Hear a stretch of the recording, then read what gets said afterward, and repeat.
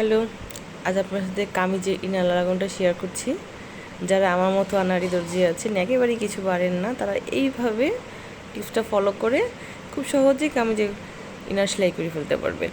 আমি প্রথমে এই যে শোল্ডারের দু সাইডে পিন মেরে নিয়েছি, আর্মহোলের নিচে পিন মেরে নিয়েছি, তারপর সুন্দর করে সেট আপ করে আমি মেশিনে সেলাই করছি, গলাটাকে সেলাই করছি। এভাবে গলাটাকে সেলাই হয়ে গেলে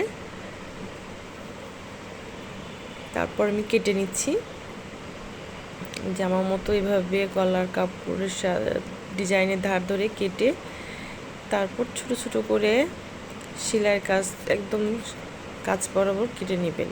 খুব সাবধানে কাটবেন যেন সেলাইটা না কেটে যায়। এরপর আমরা পিনগুলোকে খুলে কাপড়টাকে উল্টে নেব।